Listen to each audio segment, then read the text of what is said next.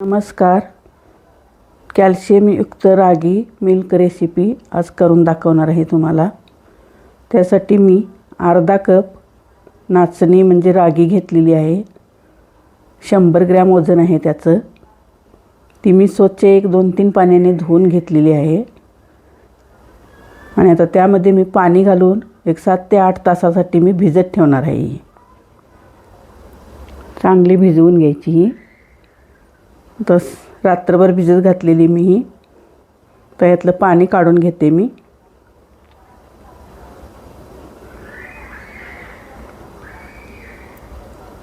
स्वच्छ धुवून घातलेली भिजत ही. तर एका मिक्सरच्या भांड्यात मी काढून घेते ती. त्यामध्ये 1 पाव कप ओलं खोबरं घालते मी. चांगलं टेक्स्चर येतं त्याला. आणि त्यामध्ये मी 1 कप पाणी घातलेले आहे. सुरुवातीला कमी पाणी घालून सुद्धा तुम्ही वाटू शकता. एकूण मी यात 500 ml पाणी वापरणार आहे. अर्धा लिटर दूध तयार होतं याचं. हे आता गाळणीनं गाळून घेते. वाटून घेतलं मी बारीक.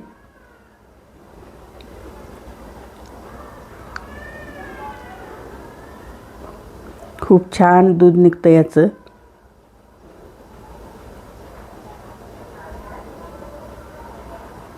अजून एक वेळ हे मी परत एकदा पुन्हा मिक्सरच्या भांड्यात घालून थोडं पाणी घालून वाटून घेणार आहे.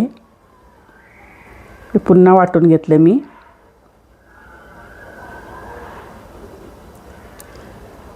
हे पूर्ण आता काढून घेते मी. धुवून घालते भांडं. आणि 2 वेळा धुवून घातल्यामुळे त्यात काहीच राहिलेलं नाही. आता एकदम हे वरचं साल राहिलेलं आहे. झाडांना वगैरे घालू शकता तुम्ही कुंडीत.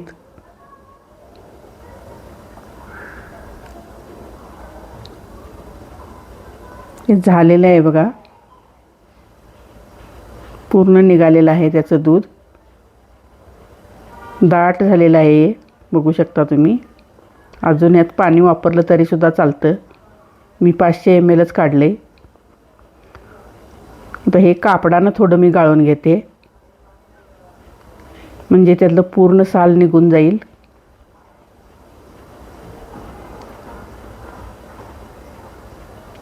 बघू शकता तुम्ही.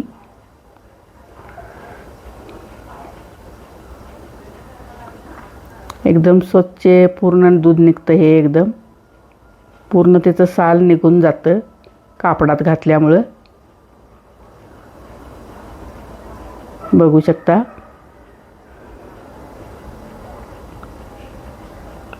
पूर्ण त्यातलं साल निघून गेलेलं आहे आणि एकदम चांगलं दूध तयार झालेलं आहे. तर या दुधापासून मी एक रेसिपी करून दाखवते. हे दूध जास्त दिवस नाही टिकत. 1 दिवसच ठेवायचं हे. म्हणून मी याचे थोडे आईस क्यूब करून घेते आणि उद्या वापरते. हे 1 दिवसासाठी ठीक आहे. जास्त दिवस नाही ठेवायचं. ताजंच काढून ह्याच्या रेसिपी बनवून खायच्या. आता राहिलेल्या दुधात मी एक 4-5 खजूर आणि ड्रायफ्रूट, थोडं बदाम आणि पंपकिन सीड असं भिजवून घेतलेलं आहे. आणि त्यामध्ये हे राहिलेलं दूध घालते मी. आणि हे मिक्सरला लावून घेते आणि ह्याची स्मूदी तयार करते.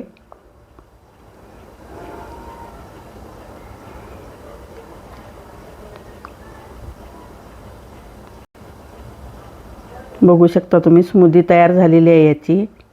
खूप छान लागते हे प्यायला. आणि खूप कॅल्शियम मिळतं यातून. लहानांपासून मोठ्यापर्यंत चालू शकतं हे कोणाला पण. आता हे दुसऱ्या दिवशी मी आईस क्यूब तयार केलेले काढून घेते. आणि ह्याच्यापासून मी कॉफी बनवणार. Cold coffee. हे आईस क्यूब जरा मिक्सरमध्ये वाटताना बंद चालू करायचं.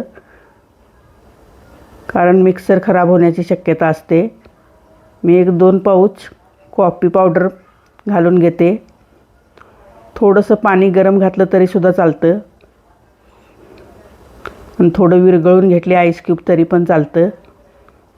तुम्हाला जेवढं हवे असतील तुम्ही तेवढं आईस क्यूब घालू शकता. आणि त्यात मी गूळ पावडर 1 टीस्पून घालून घेतली. तुम्हाला आवडत असल्यास 2-3 टेबलस्पून घालू शकता तुम्ही. आता हे बंद चालू करत अगदी हळूवार फिरवायचं, नाहीतर आईस क्यूब एकदम प्लास्टिक पिशवीत घालून बारीक करून घ्यायचं. आता ग्लासला मी चॉकलेट सिरप लावलेला आहे.